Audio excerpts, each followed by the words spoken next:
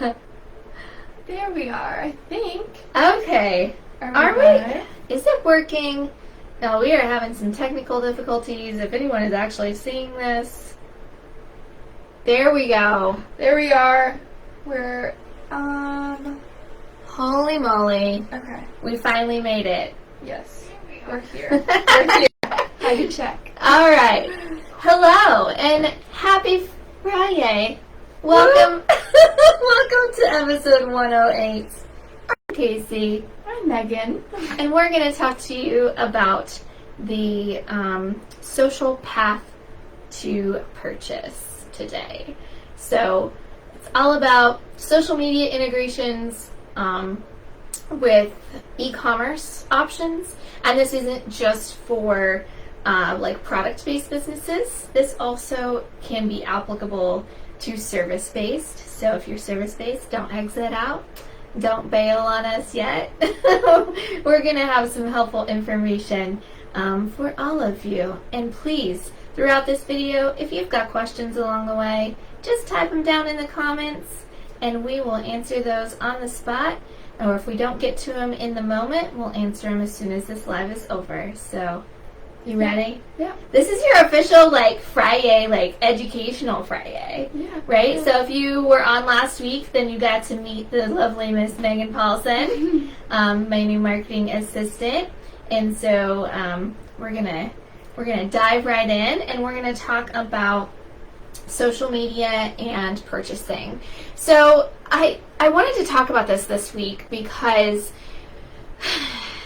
there are certain trends and capabilities, technological capabilities, that over time we recognize as marketers, and we want to get our people, our clients, our friends, our audience integrated into these different technologies as quickly as possible so that they can stay ahead of the game, stay relevant, and compete against all of these other companies who are adapting to all these changes as they happen.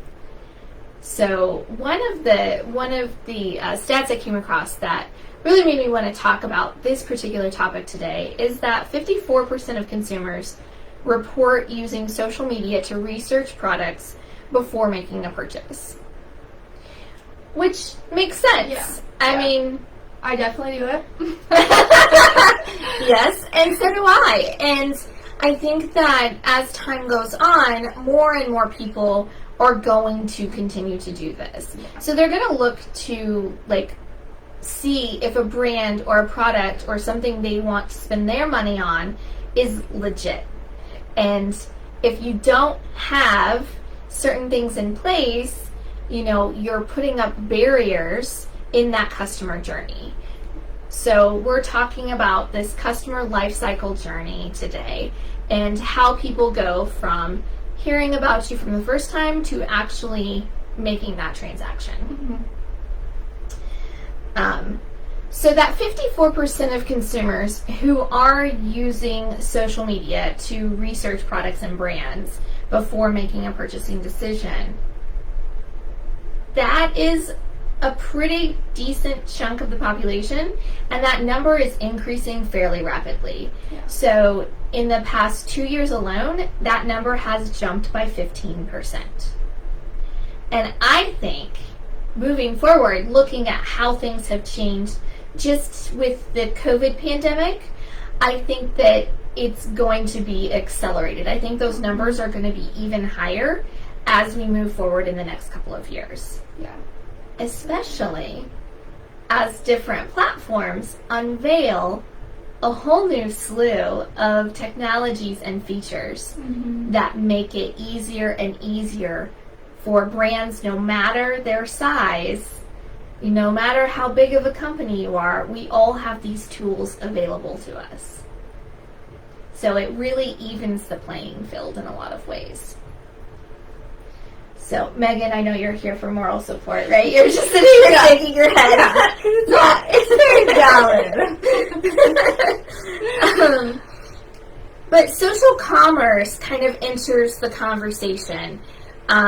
as one of the things that we see here as something that is going to be a kind of pillar of digital marketing in the future, that if you aren't finding ways to integrate this into your marketing, then you're going to struggle to stay relevant, to stay successful in the long run. So social commerce, what do I mean when I say social commerce? What do you think that means? Basically just kind of integrating your online e-commerce site, kind of making it very present on social media and making it super easy for people to buy your products on social media. Yes. Super quick and easy shopping. Not even shopping, but just like, what's the word? Impulse. Like interacting or deciding to make any kind of transaction. Like I said, this isn't just for e-commerce. It's really relevant for e-commerce. Oh, Janelle's watching. Hey, Janelle.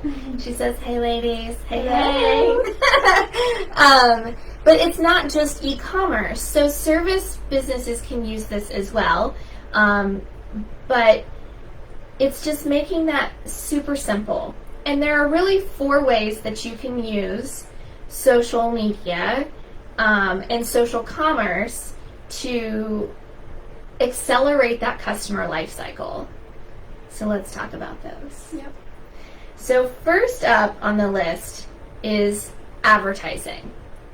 So I'm gonna throw out, I love some numbers, I love some stats, and I think stats and data are what we should build our marketing plans off of. Yeah. So I'm gonna rattle off some stats that I have from Sprout Social. I follow Sprout Social, read tons of their blogs. They are ahead of the game when it comes to data and analytics and insights into the marketing world. So Sprout Social did this survey, and what they found is that 27% of 16 to 64-year-olds, that's a huge gap, say they use social media or they have discovered new brands and products to purchase through social media advertising. So social media advertising and how that integrates with social commerce would be through dynamic ads, right? Those are those ads where you go onto the Target website and you look at an item that you like, and then you go back to Facebook and it retargets you and it populates with those items that you have specifically looked at recently. So that's number 1.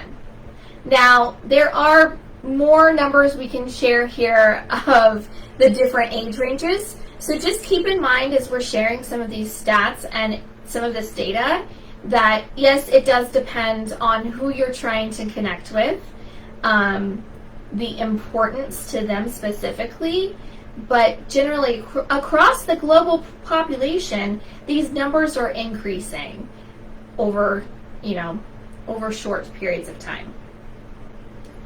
So the second part, or the second thing you can do, is get recommendations. So recommendations, 24% of 16 to 64-year-olds report that they have discovered new brands or products through recommendations on social media. Okay, so what does that have to do with social commerce? Recommendations are, social media is one of the first places that people go when they want a recommendation on a product or a service, specifically services. Yeah. They will kind of crowdsource. I mean, we've all done it, right? It's like, oh, I don't know if I want to buy product A or product B, or, I need someone to come to my house and fix the drywall, or do some painting or something. So people go to social media and they crowdsource through their friends and family and network. And so incentivizing your customers and your clients to give those recommendations, to be those loyal fans and followers and clients of yours, to give those recommendations. Janelle says, as a consumer, that drives me crazy, but as a business, it's brilliant. We can apply that to so many pieces of marketing, where as a consumer, it is like, it can be a little annoying or a little creepy feeling when you go visit a website. She's talking about those dynamic ads. Mm-hmm. When you visit a website and then you come back and everything that you've just viewed is right in front of your face. Yeah. You're like, it's a sign. It's not a sign. It's not a sign. It's data tracking. Yeah. But yeah, so with recommendations, just incentivizing your customers and clients to give those recommendations and to watch for those opportunities is always a good idea. So that definitely helps accelerate that customer life cycle. It's not direct with social commerce, but if someone in a Facebook group is asking for recommendations on where to go get their dog groomed. Yeah. And Megan has a place that she absolutely loves. Yeah. And so she pops in there, and if she could go over to that page and grab the link from not just that page, but their like service button, if they had their services integrated from their website, and she could share that direct link, and accelerate that customer life cycle for them, wouldn't that be a beautiful thing? Yep. Instead of just saying their name or just tagging their page. Right. Instead of people having to fumble through your Facebook page trying to find the right link that they need to even get to your website, to go fumble through your website to try and find it there. If we can cut all of those steps back, that is the ultimate goal. Make it as easy, as simple as possible, because a couple of reasons. Humans have the attention span of a goldfish. Less than a goldfish. Lazy too. Yes. So we live in an instant gratification society. So we have to, as business people, work around that somehow and be able to predict those behaviors. So that's number 2. Number 3 is engagement.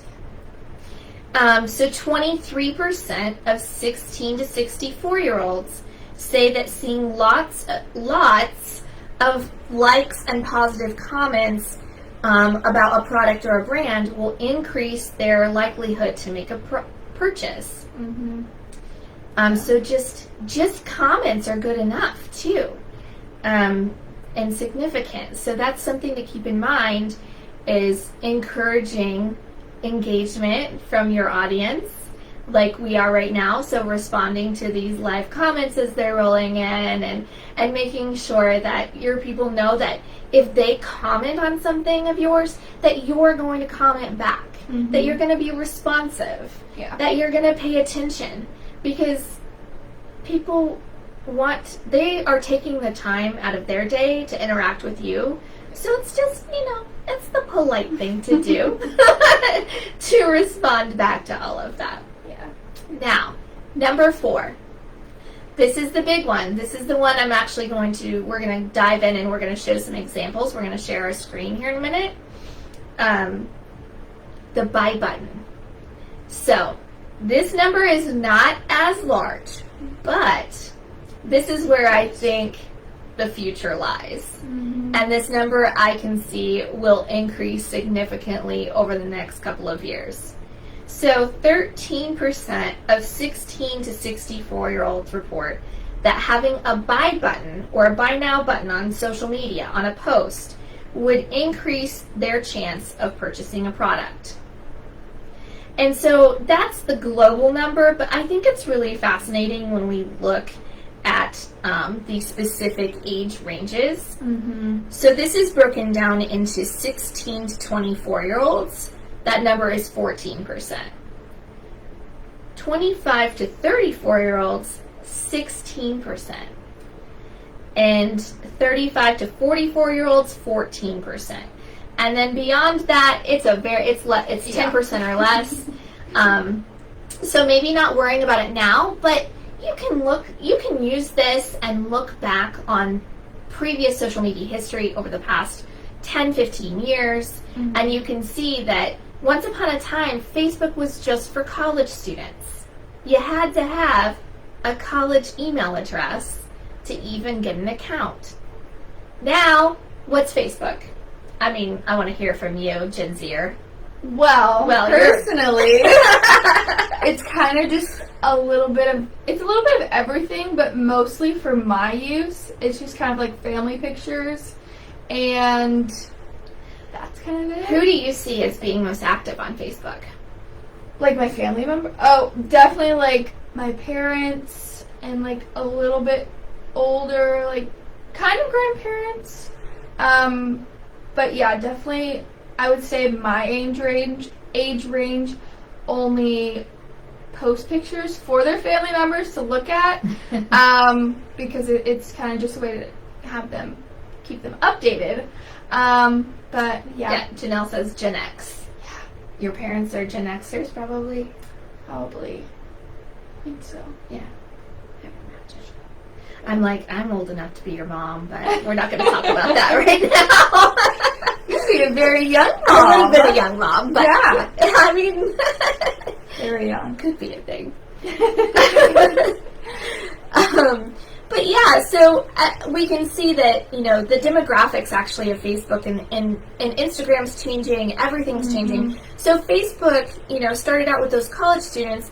Now the primary demographic on Facebook is actually like 35 to, it's all us people who were in college or just getting out of college at that time. Yeah. Poor Gen X. Never gets love. Oh, Janelle. yeah, Gen X is definitely I feel like the forgotten generation. But you can see that over time that has shifted. So these numbers, in my humble opinion, my educated opinion, is that these are going to continue to increase. So really, get ahead of the game, guys. Implement this now. Get over that learning curve. Challenge yourselves. Hire some people to help. Do what you need to do to get these things in place so that you are setting yourself up for success. So I want to dig into this whole buy button thing because I get questions about this all the time. So many clients and friends of ours are always asking, like, okay, so how do you even set this up? What does that look like? How do you maintain it? If I want to tag products in Facebook or Instagram, how do I do that? So I'm going to try and grab... Where'd my little screen share button go? She's gone. We have to go to the settings again? Maybe. Alright, we're going to pop over here and... Oh no. Maybe she's not available. Oh, she's not available. What in the world? Oh no. Well, okay. Let me... You know what? Here's what I'm going to do. I am going to just kind of talk through this a little bit and try and describe it as best as I can. But I will record a little screen share video and we will post that link later in the comments, and then everybody can kind of browse through and take a peek at that at some point on their own. So I'll talk about some examples. So the examples that I pulled up, I want to talk about 2 different ways to set up social commerce on Facebook and Instagram in particular. I know that so many other platforms, like you can integrate your Shopify store into TikTok. You can integrate so many things these days, and it's remarkable, truly remarkable. But I'm going to focus on the granddaddy Facebook and its little sister Instagram for a minute. So I'm going to talk about a couple different things. You can do this in 2 ways. One is to set up your entire shop so that it runs completely through the platform. So there's like on-platform shop and there's off-platform shop. So two very different things, and I think this gets confusing to people sometimes. We have a lot of clients or potential clients asking us about it. They're like, oh, I've already integrated my shop. And I'm like, cool, so you've integrated your catalog from WooCommerce, BigCommerce, Shopify, whatever website platform you're using. That's great. But does that mean that you've actually made it so that there's that buy now button on your products in your shop grid on Facebook or Instagram? Nope. Those are two different separate pieces of the puzzle. So you can do it one of those two ways. Now there is a major disadvantage with, I feel like it's a huge disadvantage, and this is what I kind of think scares a lot of small businesses away from implementing this, is that if you do the full setup directly on platform through Facebook and Instagram, what do they do, Megan? Take some of your money. They sure as heck do. Yeah. And isn't that rude? I mean, I guess they have to pay for these features somehow. Yeah. But it's they do take a commission, and so that is a pretty big downfall for a lot of people. But you can always, when you're setting these things up, you can just figure out your your return on investment. Like, you have to figure out your margin, how that affects your margin, and then you can increase the price of your 5 most popular products by 5 cents. Something like that, depending on the volume that you're selling, whatever all the numbers are. But you can figure out that equation and make it work for you. So there are ways to go about it.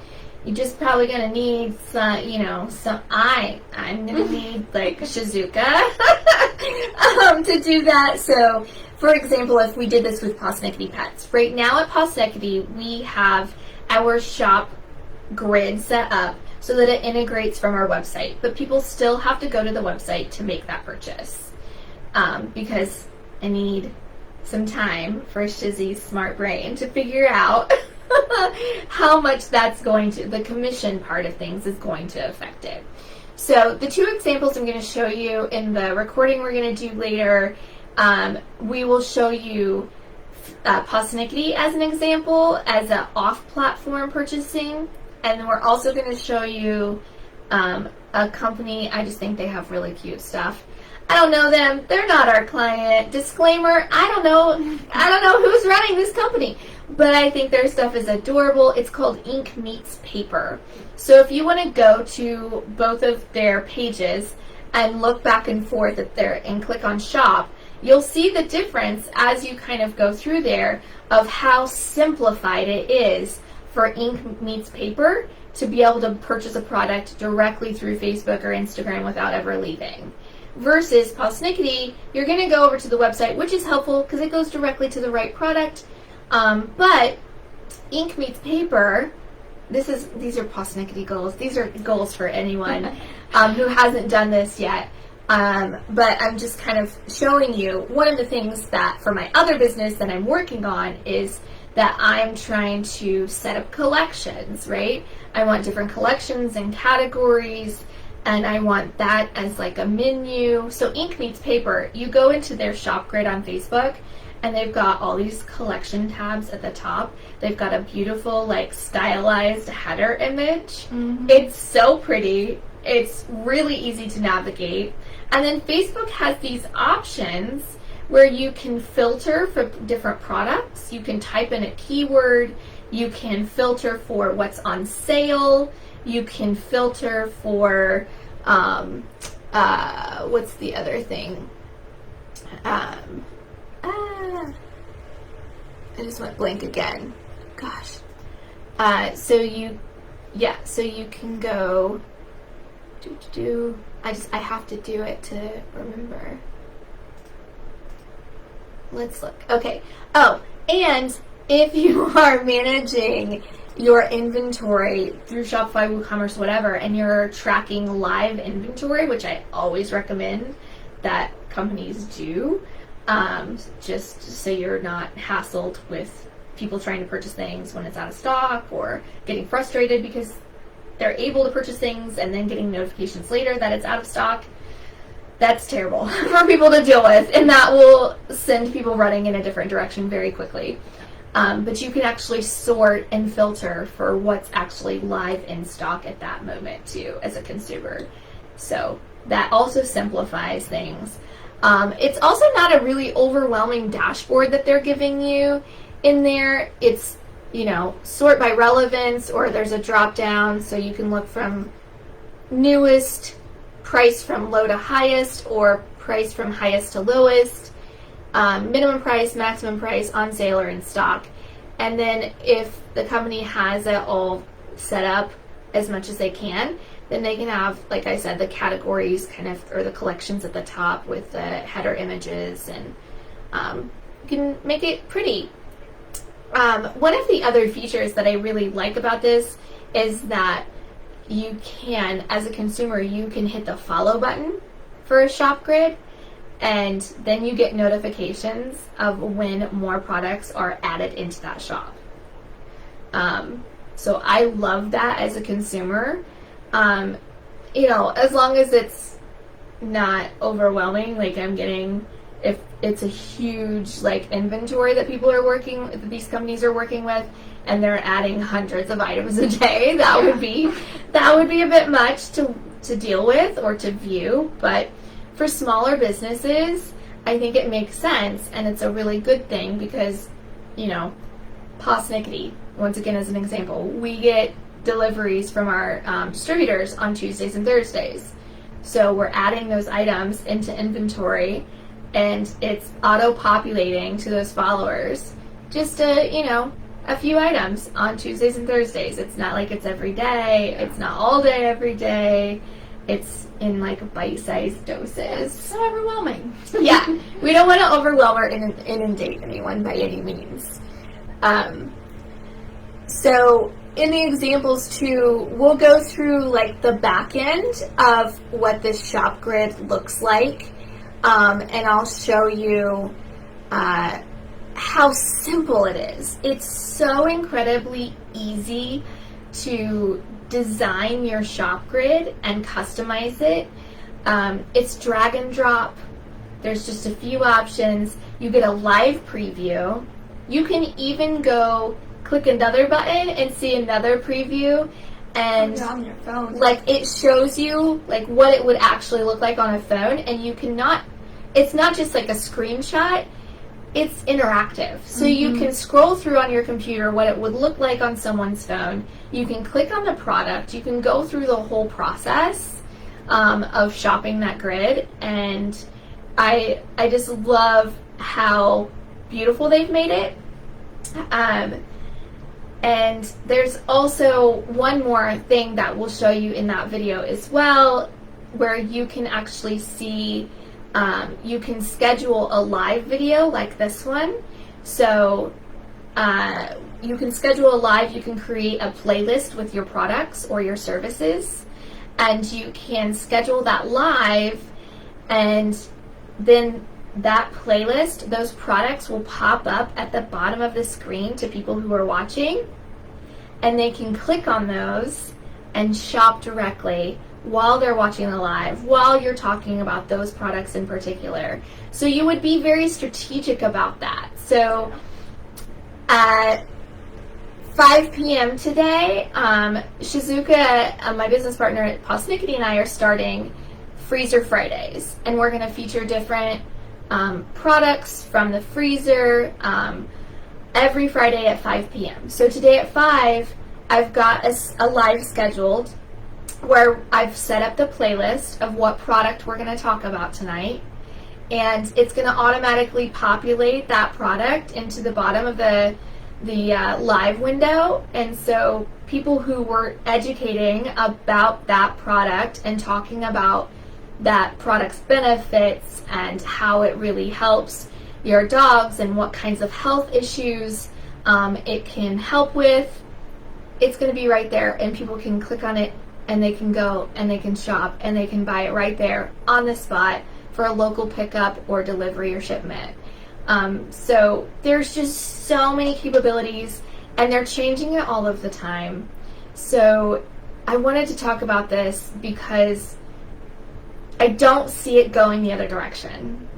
And my experience tells me that when I see these kinds of things that really catch my eye, and I see the platforms and am reading about what they're investing into, I think this is one that Facebook, Instagram, all these platforms are investing bukus of dollars into, and there's going to be even more features. It's going to blow people's minds what you're going to be able to do and how you're going to be able to shop on social media in the next couple of years. I think it is going to be just wild, the features that are rolled out, because we know that Megan and I were talking about this earlier today about Instagram and how they announced at the end of last year they were going to start doing AR for shops on Instagram, where you could have a picture and you could shop a grid and you could see an item and then like try it on your picture, try it on yourself. Crazy.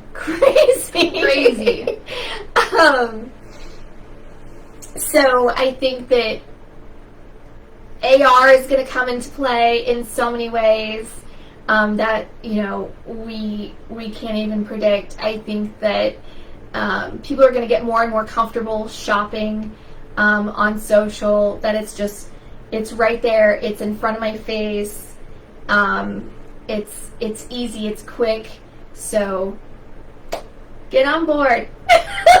Do it. Do it. You can do it. No, this is something that I feel is really important for business owners to really consider as they're kind of making that 2022 marketing plan for next year. That y'all should be. It's October 1st. It's time to get to work on that. So if you haven't already, so as you start to formulate that plan and think about what you're going to do and what you're going to put your time and money and efforts into, this is one that I can't stress enough is really important. You know, several years ago, I was a video, but like these are the trends that I see, and these are the things that I'm predicting are going to be absolutely crucial to the success of any kind of e-commerce or service-based business as we move forward. So sound off in the comments if you disagree with that. I'd love to hear other opinions, but thank you so much for tuning in for this episode. I hope that it was inspiring, motivating, maybe. And so if it's got any questions spinning in your brain, feel free to shoot them in the comments, or if you'd rather just DM us to the page, that's cool. You can always email info@createcaptivate.com, and we will be happy to answer. So watch for that video we're going to post in the comments. We're going to do a little screen recording real quick and share that with you all. Thanks so much for your time. Anything to add? No? No? At all. I know, it was just me rambling, but you get to look at this pretty face next to me instead. So have a great Friday. Enjoy this weekend. We'll see you next week.